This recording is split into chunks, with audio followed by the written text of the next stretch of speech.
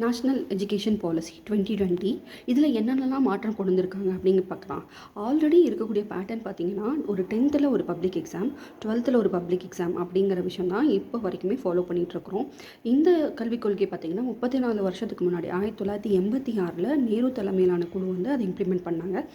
இடையில சின்ன சின்ன சேஞ்சஸ் பண்ணாங்க. பட் இப்போது 2020 நேஷ்னல் எஜுகேஷன் பாலிசி 2020 அப்படிங்கிற விஷயத்தை வந்து அமெண்ட் பண்ணியிருக்காங்க. இது என்டையர்லி வந்து நிறைய சேஞ்சஸ் வந்து கொண்டு வந்திருக்காங்க.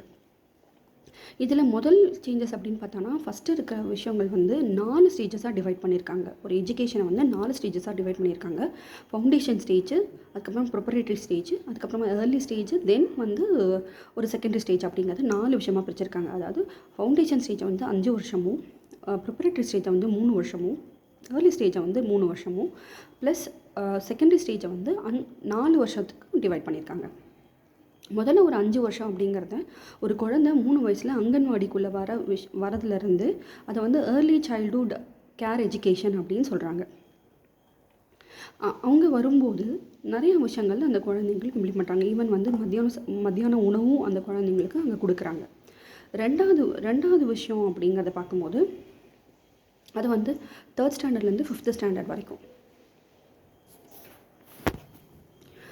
ஒரு 3வதுலேருந்து 5வது படிக்கிற குழந்தைங்களுக்கு தாய்மொழி மூலிமா தான் அந்த கல்வியை வந்து அவங்களுக்கு கொடுக்கணும் அப்படிங்கிறதையும், அதை வந்து ஆக்டிவிட்டி பேஸ்டு லேர்னிங் மூலியமாகவும் அவங்க கற்றுக்கணும். ஒரு ப்ராப்ளத்தையும் வந்து ஒரு ஆக்டிவிட்டி பேஸ்டு லேர்னிங் மூலியமாக அவங்க கற்றுக்கணும் அப்படிங்கிறதையும், இவன் அவங்க சிபிஎஸ்சியில் படிக்கணும் அப்படின்னா கூட அதையும் தாய்வழி கல்வி மூலியமாக தான் அவங்க கற்றுக்கணும் அப்படிங்கிற கட்டாயத்தையும் கொண்டு வராங்க.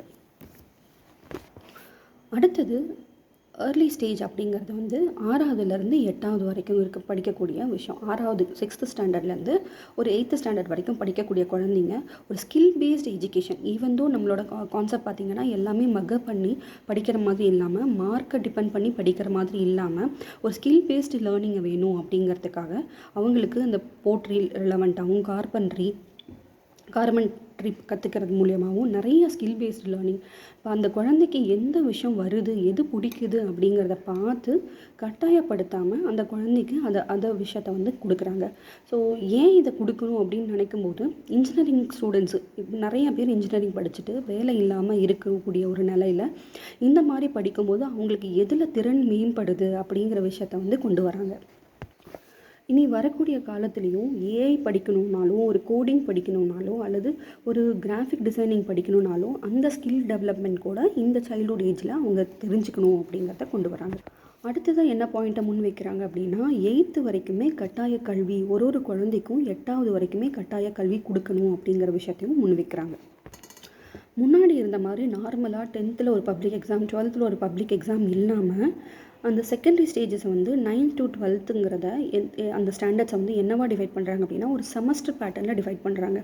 இவன் ஒரு குழந்தை ஒரு பயாலஜி படிக்கிறாங்க அப்படின்னாலும் அவங்களுக்கு எக்கனாமிக்ஸ் பற்றி தெரியாது, ஏன்னா அந்த சப்ஜெக்ட் நம்மளுக்கு வரல. ஆனால் இதில் என்ன சொல்கிறாங்க அப்படின்னா, இவன் அவங்க பயாலஜி படித்தாலும் அவங்களோட சப்ஜெக்ட்ஸை வந்து அவங்களோட ப்ரிஃபர் பண்ணிக்கலாம், என்ன சப்ஜெக்ட்ஸ் வேணுமோ அந்த சப்ஜெக்டை அவங்க சூஸ் பண்ணிக்கலாம் அப்படிங்கிற விஷயத்தையும் இதில் இம்ப்ளிமெண்ட் பண்ணி கொண்டு வராங்க.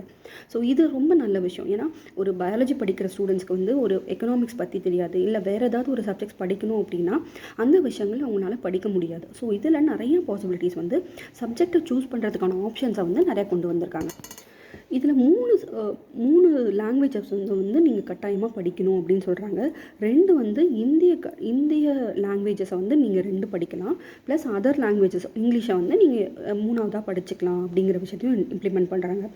இதில் நிறைய விஷயங்கள் நல்ல விஷயங்கள் இருந்தாலும் ஒரு சில விஷயங்கள் பார்த்திங்கன்னா 3வது, 5வது, 8வதுல வந்து உங்களுக்கு ஒரு பொது தேர்வு இருக்கும் அப்படின்னு சொல்கிறாங்க.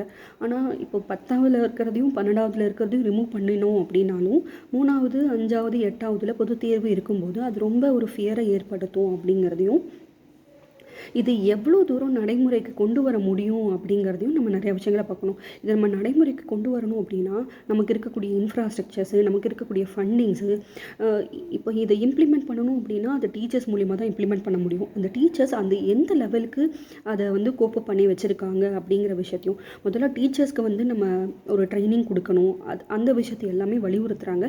பட் இதை இம்ப்ளிமெண்ட் பண்ணும்போது தான் இதோட நடைமுறை சிக்கல் என்னங்கிறத நம்மளால் அனலைஸ் பண்ண முடியும். தேங்க்யூ.